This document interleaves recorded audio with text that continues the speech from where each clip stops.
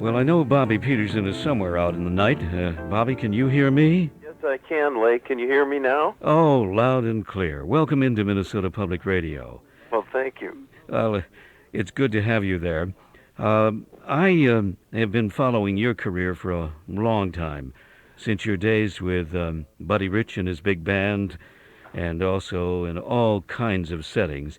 And it seems to me, since this is the 84th anniversary of the birth of Benny Goodman, you've had a taste of working with some of Benny Goodman's materials when you appeared with Terry Gibbs and Buddy DeFranco last year. Oh, what a marvelous gig that was. Yeah, I think, do you remember who was playing bass on that? I couldn't try to remember. I know Phil Hay was on drums. And, you know, I just can't conjure that up. Well, I'm trying to think of, I think it was Tom Lewis, but if you're out there, Tommy, let us know. wave so we can see you. But anyway, it was a real great gig, and I remember talking to Buddy DeFranco, and he had some stories about Bob Crea, who's another St. Paulite and woodwind artist. Great player, great player. Played with the Glenn Miller Band and so many other organizations. The George Hudson Band out of St. Louis, too. Well, you're as usual, you're going back a little before me, too, now, Leigh. Well, this material that you played with Terry Gibbs and Buddy DeFranco did border on some of Benny Goodman's themes, I know. And you had to, attack a different style of playing and an approach. Yes, indeed. Well, of course, I listened as part of my education. My father, who was a violinist and jazz player himself, sat me down and made me listen to some of this Benny Goodman fellow. So he's part of my anatomy now, I think. When you think about his performance on clarinet, and you also play a woodwind, how can you? What do you say about Benny's work on clarinet? Well, you know, first of all, he was a virtuoso clarinetist. I mean, a lot of guys can play real good clarinet, but this guy was extraordinary chops and wonderful ideas, and I mean, you know, he was a genius even as a youngster. So, and by the way, who is this? Sergio Salvatore, 12 years old.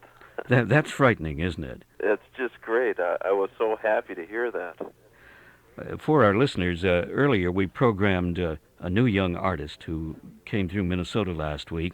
He's 12 years old. He's a composer-pianist and maturing and recording with adults in the GRP catalog. Well, Bobby, back to your career and some of your experiences. You also had a chance to work with a true giant, Benny Carter. Indeed, yes. You know, what struck me about Benny, when he played, he was really composing.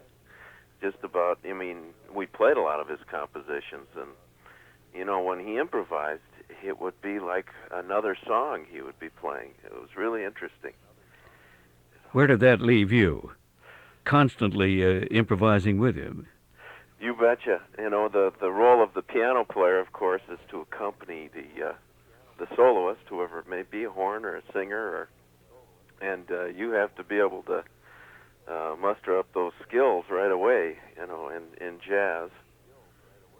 And that certainly is your challenge. Yeah, you betcha. Yeah. About the compositional side of your work and art, you've been composing of late. For example, the title theme for this new CD, which you, Keith Boyles, and Paul Cotton have produced, along with Matthew Zimmerman. I hadn't explored the compositional side of your background. What's the stimulus? Well, I just have been writing over the years. Actually, Gail Ellen, which was a tune I wrote way back when I was in high school, and the other two tunes are more recent.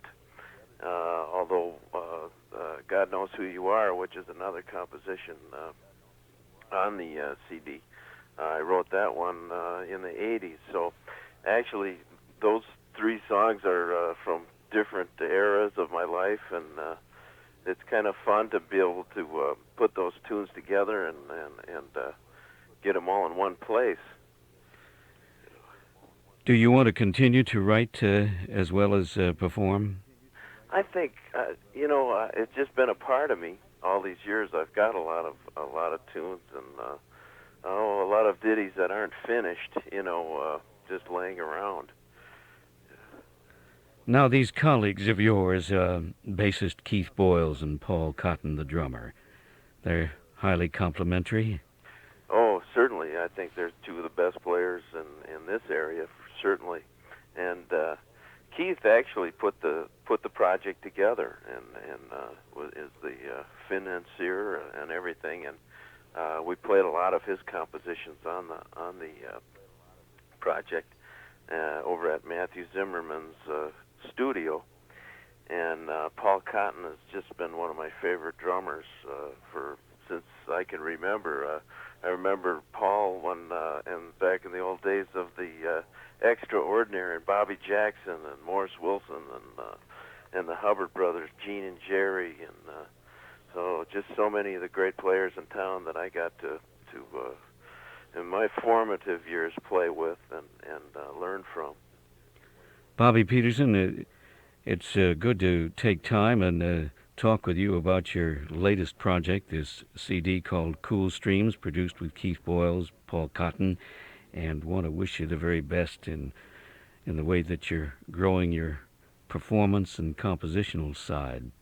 Thanks so much, Leigh, and don't forget to mention June 13th at the Dakota, Bandana Square there. You're going to premiere Cool Streams. That's right. We're having a CD party, so... Well, there are a lot of coming out parties for CDs as well as graduations in the spring, and it seems like we have a blizzard of them. Yeah, well, isn't that great?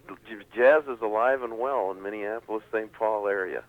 It is. Thanks very much, Bobby Peterson. Okay, Leigh. Have a wonderful holiday. You too now.